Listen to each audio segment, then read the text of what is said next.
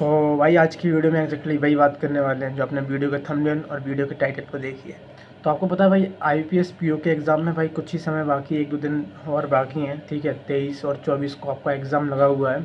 ठीक है, तो काफ़ी बच्चे भाई परेशान भी हो रखे हैं कि भाई एग्ज़ाम कैसे क्लियर करें, क्या मतलब 2 दिन में ऐसा क्या कर लें कि भाई हमारा एग्ज़ाम क्लियर हो जाए। ठीक है, तो भाई सबसे पहले ये वीडियो उन लोगों के लिए जिनने सही में सीरियसली एग्ज़ाम की तैयारी की है। ठीक है, फिर मैं आपको बताऊंगा कि मैंने पहले अटेम्प्ट में से कैसे क्लियर किया था। तो आप वीडियो तभी देखो जब आप थोड़ा सीरियस हो। अगर आप थोड़ा डर रहे हो मतलब एग्ज़ाम के लिए, तो ये वीडियो आपको देखना चाहिए। क्यों? क्योंकि इंसान डरता जब भी है जब उसने सही में मेहनत की है उस चीज़ के लिए। ठीक है, अगर आपने मेहनत की है तो आप ये वीडियो ज़रूर देखो, क्योंकि आपने उस चीज़ के लिए सही में आप प्रिपेयर हो, इसलिए आपको डर लग रहा है कि भाई एग्ज़ाम मेरा अच्छा जाएगा या नहीं जाएगा। अगर किसी ने मेहनत ही नहीं करी तो भाई उसको उस चीज़ की वैल्यू समझ में नहीं आएगी। ठीक है, तो आपका आईपीएस पीओ प्री का एग्ज़ाम है। तो हम बात करने वाले हैं कि जो आप पे जो 2-3 दिन अभी बचे हुए हैं, 1-2 दिन बचे हुए हैं, आपका आई थिंक 23 और 24 को एग्ज़ाम लगा हुआ है। और मैंने भी पहले अटेम्प्ट में ये आईपीएस पीओ प्री का मैंने क्लियर किया था, तो वो मैं आपको बताने जा रहा हूँ। ठीक है, और सबसे पहले आपसे भाई माफ़ी चाहूँगा, 1 महीने बाद वीडियो डाल रहा हूँ तो भाई थोड़ा कुछ इश्यूज़ आ गए थे मेडिकल, तो अब मैं फिर से यूट्यूब चैनल पे वापस लौट रहा हूँ। ठीक है, और बिल्कुल रिलेवेंट चीज़ें आपको बताने वाला हूँ कि इन 1 से 2 दिन में आप क्या करो। ठीक है, आपको क्या करना चाहिए। अब देखो, आपने स्टडी आपने करी, आपने अपना सिलेबस कंप्लीट किया, आपने अपनी मेहनत करी, तो भाई वो तो सब आप उस चीज़ से फ्री हो। ठीक है, अब ऐसा तो कुछ है नहीं कि 1-2 दिन में कुछ आप ऐसा कर ले जाओगे या फिर कुछ और 10-20 मॉक लगा लो 1-2 दिन में तो आपका एग्ज़ाम क्लियर हो जाएगा। तो ऐसा कुछ नहीं है। जो बीते महीनों में आपने किया है वही आपको आज काम में आएगा, क्योंकि वो जो 1-2 दिन का इफ़ेक्ट है ना, वो आपके जो 3-4 महीने के इफ़ेक्ट से बड़ा नहीं, मतलब बड़ा नहीं है। ठीक है, तो 3-4 महीने में जो आपने डेडिकेशन से प्रिपरेशन की है वो आपकी सबसे ज़्यादा वैल्यूएबल है। सबसे पहले तो आपको क्या करना है भाई, आप मॉक देना बिल्कुल बंद कर दो। पहले मैं आपको 2 चीज़ें बताऊँगा, मतलब 2 चीज़ों में आपको पूरा कवर कर दूँगा। पहली चीज़ तो ये है कि एग्ज़ाम के पहले क्या करना है, दूसरी चीज़ क्या है एग्ज़ाम के बाद क्या करना है। तो वीडियो को अच्छे से देखना, अच्छे से समझना। ठीक है, मैं आपके लिए रिलेवेंट वीडियो डालता हूँ और डालता रहूँगा। तो एग्ज़ाम के पहले आपको क्या करना है, तो मैंने आपको कुछ पॉइंट्स लिखे हैं, तो भाई मैं देख देख के आपको बताता जाऊँगा। तो सबसे पहले डर अगर आपको लग रहा है तो इसका मतलब आप सीरियस हो एग्ज़ाम के लिए, मैंने आपको बता चुका हूँ। ठीक है, आप डिज़र्विंग कैंडिडेट हो। ठीक है, आपको एग्ज़ाम से पहले ये करना है कि आपको अभी जो मॉक्स आप दे रहे हो ना किसी भी कंपनी के, आपको मॉक देना सबसे पहले बंद कर देना है। आप बिल्कुल मॉक दो भाई 1-2 दिन। ठीक है, मॉक में क्या हो रहा होगा ना, मार्क्स थोड़े आपके ऊपर नीचे हो रहे होंगे, इससे आपको स्ट्रेस बढ़ रहा होगा कि भाई आप मॉक लगा रहे हो, फिर आपके नंबर एकदम से 5-10 बढ़ जा रहे हैं, फिर एकदम से कम हो जा रहे हैं। तो सबसे पहले आप मॉक लगाना आज से बिल्कुल बंद कर दीजिए। इसके जगह आपको क्या करना है आपको बता रहा हूँ। ऐसा नहीं कि प्रैक्टिस नहीं करना है, प्रैक्टिस करना है, लेकिन करना क्या है आपको, जो प्रीवियस ईयर के जो पेपर आ रखे थे ना आईपीएस पीओ प्री के, तो यूट्यूब पे जो टीचर्स हैं उन्होंने उसको करवा रखा है। ठीक है, वहाँ पर हर एक शिफ्ट के आपको पेपर मिल जाएंगे बेसिकली। और तो आप उन पेपरों को लगाओ। ठीक है, यूट्यूब पे जाओ, सर्च करो और प्रैक्टिस करो। सिंपल सा काम है, वही प्रैक्टिस करनी है, आपको मॉक नहीं लगाने अब। और पढ़ाई का टाइम जो पहले आप दिन में ज़्यादा पढ़ रहे थे उसको कम करके आधा कर देना है आपको, क्योंकि रेस्ट भी करना है, प्रॉपर डाइट लेना है, बाहर का नहीं खाना है भाई। इसलिए कह रहा हूँ क्योंकि एक हेल्थ भी बहुत मैटर करती है एग्ज़ाम में। अगर आप फिज़िकली अगर फिट होकर जा रहे हो एग्ज़ाम देने, तो अगर फिज़िकली फ़िट हो और मेंटली फ़िट हो तो आपका एग्ज़ाम अच्छा जाएगा। फिज़िकली फ़िट रहने के लिए आपको अपनी डाइट पे प्रॉपर काम करना है। ठीक है, प्लस मैंने आपको बता ही दिया है, ज़्यादा स्ट्रेस लेने की ज़रूरत नहीं है। और मेंटली फ़िट कैसे रहोगे भाई, आप थोड़ा सबसे पहले अपने आप पे विश्वास रखो। अपनी प्रिपरेशन जो आपने करी है, इतने साल से इतनी मेहनत करी है और आप एग्ज़ाम देने जा रहे हो, तो उसके लिए थैंकफुल हो, उसके लिए ग्रेटफुल हो कि हमने इतनी प्रिपरेशन की है, तो ईश्वर हमारे साथ है, ऐसा आपको सोचना पड़ेगा। ठीक है, क्योंकि आपने मेहनत करी है उस चीज़ के लिए, तो उस पर विश्वास करो, अपने ऊपर वाले पे विश्वास करो। ठीक है, सबसे पहली चीज़।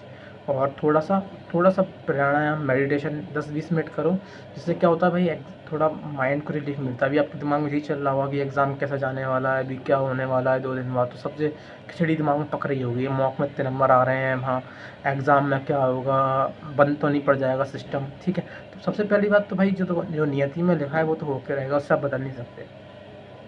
लेकिन जो आपके हाथ में डूएबल चीज़ें हैं वो आप कर सकते हो। डूएबल चीज़ें आपके हाथ में क्या है कि आप अपना स्ट्रेस कम कर सकते हो, थोड़ा प्राणायाम कर सकते हो, थोड़ा सा 10-20 मिनट मेडिटेशन करो, शांत से बैठो, डीप ब्रीदिंग करो, ठीक है। जो एग्ज़ाम के पहले आपको करना है भाई, करना ही है, तो आपको काफ़ी बेनिफिट देगी ये चीज़।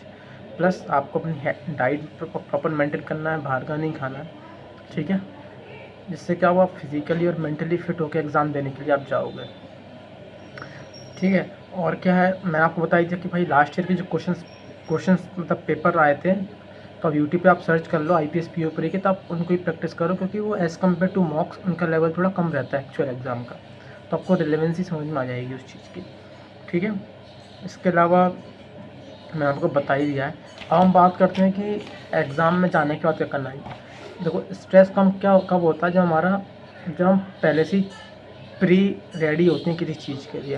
तो आपको जब एग्ज़ाम सेंटर पे आप जा रहे हो, तो एक बार जब आप एग्ज़ाम सेंटर पे जाओ तो उसके थोड़ा पहले पहुंच जाओ, ठीक है। कभी-कभी क्या होता है, कुछ बच्चे बहुत लेट आते हैं, फिर एकदम एंग्ज़ायटी बढ़ जाती है, तो वो नहीं करना। आपको प्रॉपर डॉक्यूमेंट्स आपके चेक करने हैं, क्या-क्या डॉक्यूमेंट्स ले जाने, जैसे मैं बता देता हूँ। आपके जो प्री का एडमिट कार्ड होगा, उसके ज़ेरॉक्स होंगे, और आपका एक आईडी प्रूफ होगा, ठीक है, आधार या पैन कार्ड, उसकी फ़ोटो होंगी, और आपको 2-3 फ़ोटो, तो आप 2-3 की फ़ोटो के 4 फ़ोटो ले जाओ। तो आप अपने डॉक्यूमेंट्स को एक बार 2 बार क्रॉस चेक कर लो, प्रॉपर उनको अरेंज करके अभी से रख दो, ठीक है। इससे ज़्यादा स्ट्रेस आपका यहीं खत्म हो जाएगा। और अपने जो आपका टाइम है, मान के चलो आपकी 8 बजे की शिफ्ट है, तो आप ट्राई करो कि आप 7 साढ़े 7 बजे वहाँ पहुँच जाओ, और आराम से वहाँ जाके बैठो बाहर, जल्दी पहुँचो, ठीक है। बहुत अच्छा रहेगा आपके लिए, प्रॉपर डॉक्यूमेंट्स कैरी करके जाओ अपने।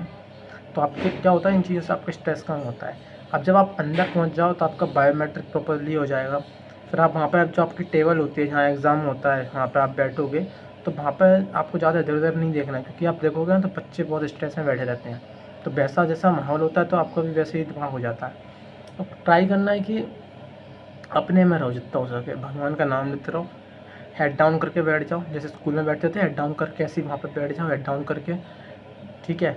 मैं भाई बता रहा हूँ जो चीज़ें मैंने की हैं, और अगर आपको रिलेवेंट लग रही हैं तो करो भाई, अगर आपको कुछ अलग करना है तो करो। मेरे लिए तो भाई यही था, ठीक है, क्योंकि वहाँ बच्चे सब चिंता ऐसे बैठे रहते हैं जैसे कि भाई ICU या ऑपरेशन थिएटर के बाहर बैठे होते हैं ना, बड़ा सा ऑपरेशन चल रहा है, अब सब घबरा रहे हैं आगे अंदर क्या होगा।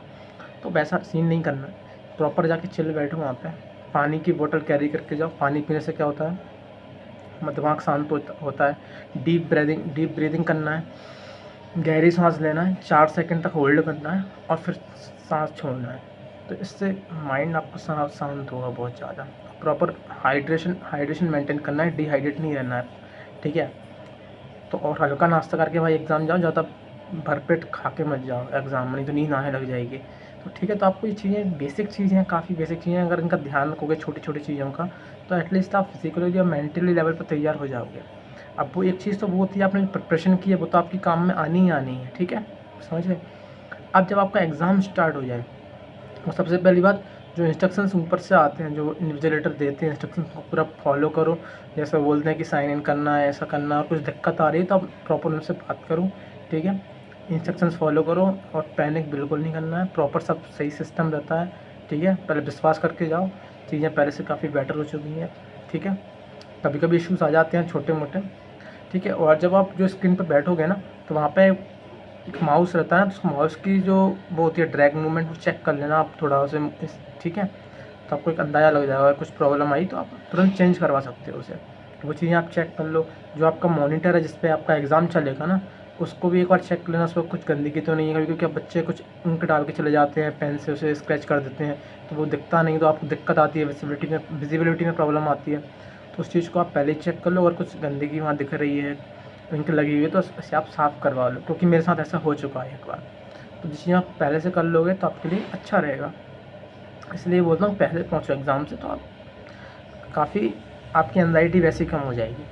अब जब आपका एग्ज़ाम स्टार्ट हो जाए, ठीक है, आपका एग्ज़ाम स्टार्ट हो जाए, तो उसके बाद क्या करना है, आप आपके सेक्शन खुल रहे हैं, क्वांट सेक्शन है, रीजनिंग, इंग्लिश, आपको पता ही है यार, ये चीज़ें बताने की ज़रूरत नहीं है, सब पता है आपको कितना टाइम मिलता है, आप सब चीज़ों से अवेयर हो आप। बस कुछ ऐसे ही बोलना चाहूँगा कि जैसे क्वांट सेक्शन है, तो ईज़ी चीज़ें पहले उठाओ, अगर आपकी प्रैक्टिस उस हिसाब से है तो। अगर आपकी प्रैक्टिस है कि क्वेश्चन बंद से ही करना है, तो भाई उस हिसाब से जाओ, बदलने की ज़रूरत नहीं है अभी 2 दिन में। लेकिन ऑन द सेफ साइड अगर आप पता है आपको ये चीज़ें कि पहले इजी चीज़ें हम करना चाहिए, फिर थोड़ी कठिन चीज़ें करना चाहिए, स्टेप बाय स्टेप चलना चाहिए, तो वो चीज़ आप कर सकते हो अगर आप उस प्रैक्टिस में हो तो। अदरवाइज़ आपने जो प्रैक्टिस कर रखी है इतने महीनों से, तो आप उसी पे भरोसा रखो, किसी के कहने या मेरे कहने पे आपको चेंज नहीं करना है। बस एक चीज़ कहना चाहूँगा कि भाई क्वेश्चन अगर आपसे नहीं बनना तो उसे ईगो पे बिल्कुल नहीं लेना है एग्ज़ाम में। अगर आप सोचो एक मिसिंग सीरीज़ का या रॉन्ग सीरीज़ का क्वेश्चन नहीं बनना है पॉइंट्स में, तो ये नहीं कि आप उसमें 2 मिनट ख़राब कर दो, आप छोड़ो उसे। आगे और भी क्वेश्चंस पड़े हुए हैं, डीआई पड़ी हुई हैं, अर्थमेटिक पड़े हुए हैं, इन पे विश्वास रखो, क्योंकि भाई खेल सिर्फ 20 मिनट का है, वहाँ पे अपना ईगो सेटिस्फाई नहीं करवाना वहाँ पे। बहुत से लोग गलती कर देते हैं, ठीक है, मैंने भी करी है, इसलिए आपको बता रहा हूँ। और एक चीज़ और, जब आप ऑप्शंस मार्क करो उसमें एग्ज़ाम में ऑप्शन मार्क करते हैं ना, उस चीज़ का ख्याल रखो। आपने सॉल्व कर लिया पूरा, पता पड़ा आपने ऑप्शन ए लगाना था, आपने ऑप्शन बी लगा दिया, ऑप्शन डी लगाना था, आपने ऑप्शन ई लगा दिया, तो ये गलती होती है एग्ज़ाम में, ठीक है। आपने तो प्रॉपर सॉल्व किया क्वेश्चन, उसका आंसर निकाला, बट ऑप्शन ए की जगह आप 20 मार्क करे तो आपका नंबर कट गया। तो ये चीज़ आप सुनिश्चित कर लो कि आप प्रॉपर ऑप्शन मार्क कर रहे हो या नहीं कर रहे हो, और फिर सेव एंड नेक्स्ट पे आपको आगे बढ़ जाना है, ठीक है।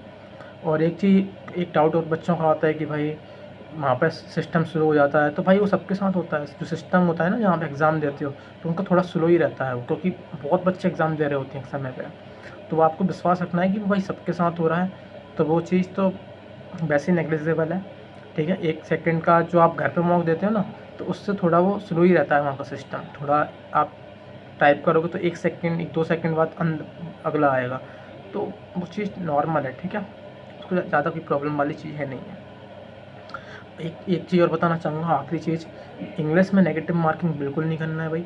इंग्लिश को लोग फॉर ग्रांटेड लेते हैं काफ़ी कि भाई इंग्लिश में अटेम्प्ट बढ़ा लेंगे, गैस मार्क कर ले, तो भाई इंग्लिश में बिल्कुल नहीं करना है। अगर 14 नंबर ही बनना है तो 14 नंबर करके आओ इंग्लिश में, बस ज़्यादा मत करो, नहीं तो सबसे ज़्यादा नेगेटिव इंग्लिश से ही होते हैं भाई, ठीक है। इंग्लिश में आपको नहीं लगाना है, मतलब नहीं लगाना है नेगेटिव, ये आपको याद रखना है। अगर आप 50-60 नंबर भी प्रॉपर करके आ रहे हो अपने जेन्युइनली 60 नंबर करके आ रहे हो, और आपको भरोसा है कि चलो 60 नंबर, मतलब 1-2 नंबर तो चलो ह्यूमन एरर हो जाता है गलती से, वो चीज़ तो आप साइड में रखते हैं, बट आप 50-60 अपने दिमाग से करके आ रहे हो, जेन्युइनली करके आ रहे हो, तो भरोसा रखो भाई, आगे के लिए मेंस के लिए प्रिपरेशन करो। तो यही कुछ भाई टिप्स थी जो आपको मैं देना चाहता था। ये टिप्स मतलब ऐसी हैं कि जब आपने प्रॉपर तैयारी कर रखी है, आपका 90% सिलेबस कंप्लीट हो चुका है, और आपको एक भरोसा है कि चलो मैं एक सीरियस हूँ इस चीज़ के लिए, तो आप इनको फॉलो करो, ठीक है। और वीडियो कैसी लगी ये बता देना कमेंट सेक्शन में, और जो मैंने टिप्स बोली हैं तो आप एक बार कमेंट सेक्शन में लिख देना, जिससे क्या हुआ आपके लिए अच्छा रहेगा कि आपको याद रहेंगी ये चीज़ें कि हाँ आपने वो लिखा है, और आपको उन चीज़ों को फॉलो करना है, ठीक है। तो वही मिलता हूँ आपसे नई वीडियो में, ठीक है। Thanks for this video and all the best आपके एग्ज़ाम के लिए भाई, ठीक है, अच्छे से करके आओ।